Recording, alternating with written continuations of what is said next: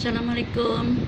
Alhamdulillah kita bisa ketemu lagi di mata kuliah makro ya, yang membahas mengenai masih sistem pajak ya.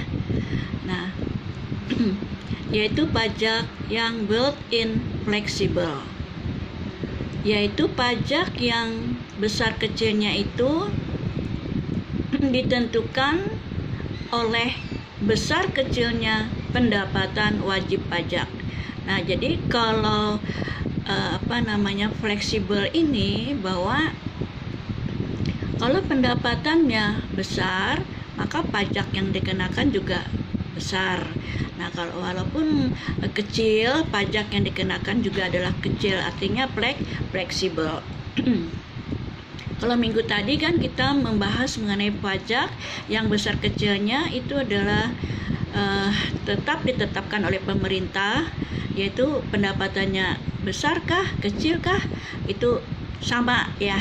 Nah, kalau di sini pajak yang built-in flexible itu tidak demikian, ditentukan oleh tinggi rendahnya pendapatan. Nah, oleh sebab itu pajak yang built-in flexible di sini itu disebut dengan endogenous variable. Ya, endogenous variable. Nah, kalau kemarin kan pajaknya itu adalah exogenous variable. Artinya besar kecilnya itu ditetapkan sudah, nah tidak memperhatikan besar kecilnya atau tinggi rendahnya pendapatan wajib pajak. Nah, di dalam pajak yang built-in fleksibel ini kita mengenal fungsi ya, fungsi pajak. Nah, fungsi pajak di sini Tx T plus XY. Nah, Tx itu adalah besarnya pajak. Nah, T di sini itu adalah besarnya pajak pada saat pendapatan 0, artinya pendapatan tidak berubah atau tetap. Nah, itu artinya pendapatan tidak ada perubahan. Nah, pajak seperti ini T-nya. Nah, H itu adalah marginal rate of taxation, besarnya hasrat membayar pajak. Nah, seperti MPC ya, seperti B. Kalau di dalam fungsi konsumsi itu adalah J. B ya, B atau MPC. Nah, kemudian ini adalah besarnya pendapatan nasional. Nah, kalau kita aplikasikan ke dalam soal perhitungan matematikanya, nah seperti ini, yang pajak built-in fleksibel itu seperti ini. Nah, seperti ini fungsi konsumsinya, bentuknya seperti ini, fungsi pajaknya ya kan 0,2Y-20. Nah, transfer paymentnya government dan investasi. Nah, di sini kita disuruh menghitung pendapatan nasional equilibrium, pajak equilibrium, dan konsumsi dan saving equilibrium. Ingatkan ya bahwa menghitung pendapatan nasional di sini itu adalah rumusnya banyak ya. Nah, menghitung pendapatan nasional yang ada pajak pun, yang ada kebijaksanaan fiskal pun ada dua ya, menghitung pendapatan nasionalnya. Yang tanpa yang exogenous variable, pajak yang exogenous variable itu yang sudah kita bahas minggu kemarin. Sekarang pajak yang endogenous variable yang berbentuk fungsi seperti ini pajaknya. Kalau kemarin kan pajaknya tidak berbentuk fungsi. Nah, itu yang membedakan aplikasi kita di rumus. Ya, tidak bisa kalau rumus yang kemarin kita aplikasikan di sini itu tidak bisa. Ya, jadi ingatkan, yang membedakan itulah penerapan rumus itu lihat bentuk soal ya. Nah, kalau pajaknya ini tidak berbentuk fungsi, misalnya di sini 20 miliar atau 20 M atau 200 miliar. Nah, itu kita minggu kemarin rumusnya. Nah, sekarang kalau pajak di sini berbentuk fungsi seperti ini, rumus pendapatan nasionalnya itu beda ya, beda. Nah, seperti ini. Nah, formulanya kalau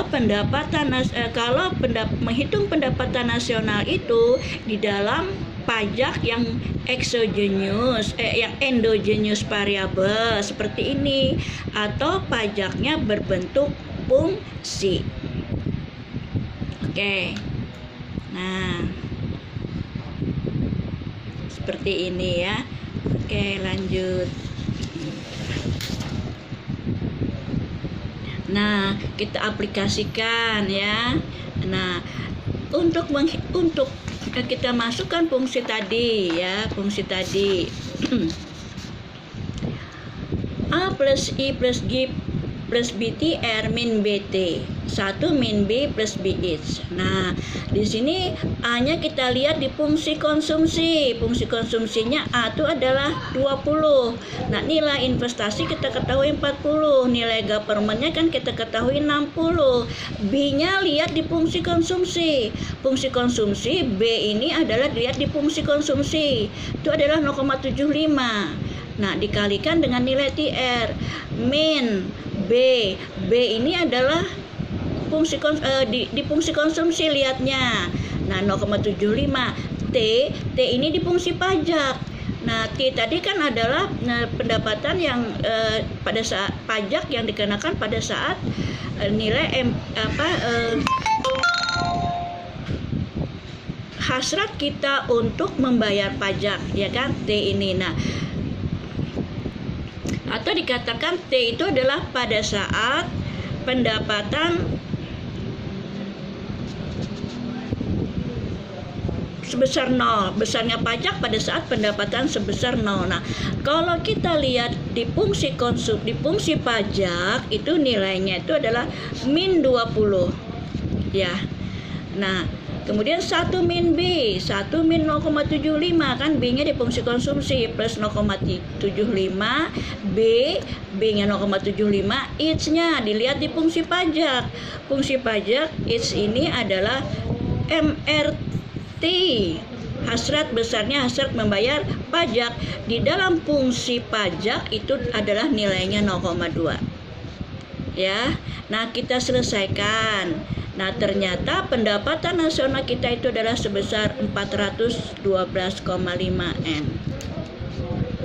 Nah, sekarang kita lihat pajak equilibriumnya. Nah, seperti ini. Kita lihat dulu fungsi pajaknya. Fungsi pajak kan 0,25 Y. Nah, Y-nya sudah ketemu tadi. Kita masukkan. Nah, kita jalankan. Itu adalah pajak kita 62,5 M. Sekarang konsumsinya kita lihat fungsi konsumsi. Fungsi konsumsinya kan 0,75 YD plus 20. Nah, sekarang YD kan rumusnya itu adalah, ingatkan, YD ini adalah Y plus TR min TX. Ya, ingatkan dulu itu. Jangan kalau seperti ini kan karena fungsi konsumsinya, fungsi pajaknya itu udah 0,2 Y, berarti Y-nya ini langsung kita masukkan seperti ini. Nah, di sini. Tapi kalau fungsi konsumsi, karena fungsi konsumsi itu adalah YD 0,7 YD, jadi YD ini kita jalankan dulu. Ingatkan rumus YD itu kan adalah Y plus TR min TX. Nah, plus 20.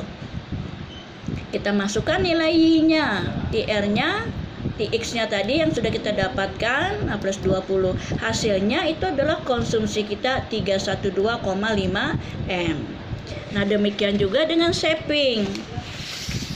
Ya, shaping itu kan rumusnya YD min C. Tadi YD itu adalah Y plus TR min TX.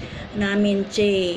Nah, kita dapatkan 390 kan. Nah, Y plus TR min TX ini 390 min ya, min konsumsi. Nah, berarti shapingnya itu adalah 77,5 M.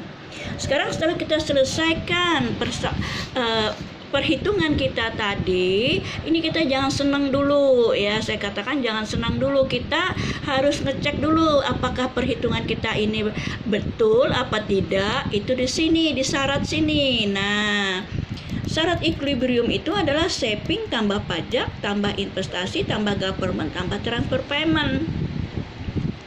Nilainya ini harus seimbang. Kalau tidak seimbang, berarti perhitungan kita di sini ada yang salah, di sini ada yang salah, atau yang di sini. Nah, kita cek lagi, atau kita salah bagi kah, salah masukkan nilai kah, atau salah kali kah. Nah, itu kita cek lagi. Jadi mencek mengontrol hitungan kita ini benar apa tidak, betul apa tidak, itu adalah di sini. Ya, di sini. Nah, kebetulan di sini ternyata sama nilainya, 140 sama dengan 140. Berarti perhitungan kita tadi yang kita jalankan di atas tadi itu adalah betul, ya. Oke, untuk pajak selesai dulu, ya. Alhamdulillah. Assalam.